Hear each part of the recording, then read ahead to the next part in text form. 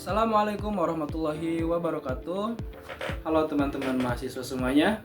Perkenalkan, nama saya Agil Setiawan dengan NPM 233402106. Dalam video kali ini yang bertujuan untuk memenuhi tugas UAS MO2 atau Manajemen Operasional 2, saya akan membahas mengenai kasus 4, yaitu tentang capacity planning. Soal yang pertama yaitu identifikasi tantangan operasional utama yang dihadapi sahabat herbal. Berdasarkan kasus dan juga teori perencanaan kapasitas dalam materi, sahabat herbal menghadapi 3 tantangan operasional utama. Yang pertama itu ada keterlambatan pengiriman. Keterlambatan pengiriman ini menunjukkan adanya ketidaksesuaian antara kapasitas efektif dengan permintaan aktual.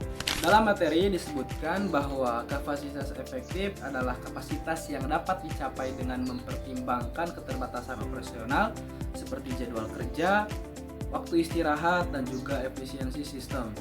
Jika pengiriman terlambat, maka ini menandakan bahwa sistem pergudangan, pengemasan atau logistik sahabat herbal itu tidak mampu memenuhi output yang dibutuhkan tepat waktu, meskipun secara teori kapasitas desain mungkin mencukupi. Yang kedua ada pencatatan stok manual. Proses manual dalam pencatatan stok memperbesar kemungkinan terjadinya human error, seperti salah hitung jumlah stok, keterlambatan pembaruan data, dan juga stok mati yang tidak terdeteksi. Akibatnya, perusahaan tidak memiliki visibilitas yang akurat mengenai kapasitas real yang terjadi di gudang. Nah, dalam materi itu disebutkan bahwa salah satu faktor penting dalam perencanaan kapasitas adalah akurasi data untuk peramalan permintaan dan juga pengambilan keputusan. Jika data stok tidak akurat, maka proses perencanaan kapasitas menjadi tidak efektif dan cenderung menyebabkan overstock ataupun stock out. Kemudian yang ketiga ada penurunan rating dari pelanggan. Ketika keterlambatan dan ketidaktepatan pengelolaan stok terjadi secara terus-menerus, pelanggan akan merasa kecewa dan juga memberikan ulasan negatif dalam konteks kapasitas. Kemudian, secara keseluruhan, tantangan ini memperlihatkan adanya ketidakseimbangan antara kapasitas yang tersedia dan juga manajemen permintaan yang terjadi.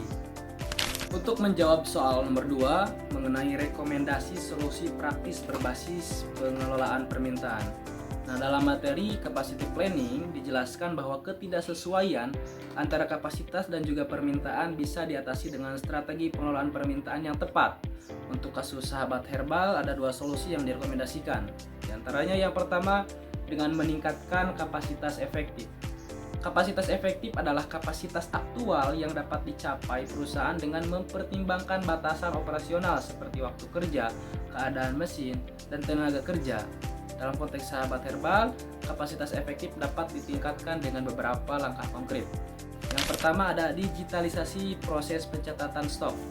Menggantikan sistem manual dengan warehouse management system yang terintegrasi, hal ini akan mempercepat pemrosesan data, mengurangi kesalahan pencatatan, dan memberi informasi real time kepada semua divisi terkait. Kemudian yang kedua ada peningkatan pelatihan dan keterampilan staf gudang. Tenaga kerja yang terampil akan lebih cepat dan akurat dalam menyiapkan barang sehingga proses pemenuhan pesanan lebih efisien. Kemudian rekomendasi kedua ada penyesuaian terhadap permintaan musiman. Permintaan terhadap produk herbal bisa sangat dipengaruhi oleh musim, misalnya musim flu, Ramadan, atau tren kesehatan tertentu. Berdasarkan materi, taktik pengelolaan permintaan musiman mencakup ada forecasting berbasis data historis, menggunakan data penjualan masa lalu untuk memperkirakan kapan terjadi lonjakan permintaan dan menyiapkan kapasitas lebih dini. Kemudian, promosi dan kampanye penjualan terjadwal digunakan untuk meratakan permintaan agar tidak terlalu terkonsentrasi dalam satu periode tertentu. Strategi ini membantu perusahaan menyesuaikan kapasitas terhadap variasi permintaan, sehingga tidak terjadi overcapacity atau undercapacity yang merugikan.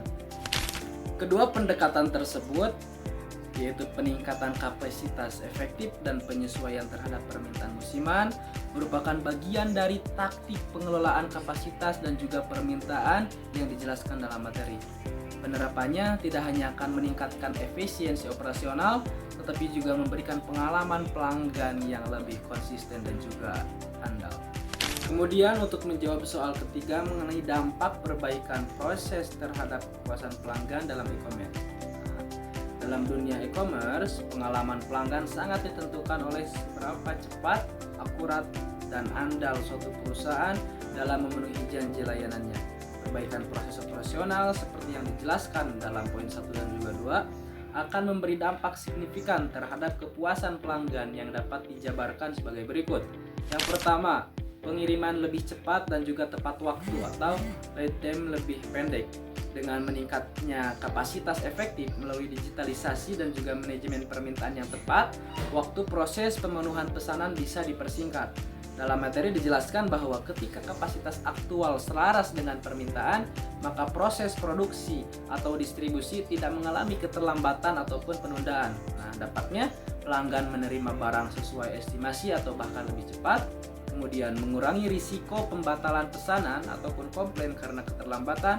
Nah, ini tuh secara langsung meningkatkan kepercayaan pelanggan terhadap merek dan juga kemungkinan pembelian akan terulang. Kemudian yang kedua ada ketersediaan produk yang lebih akurat.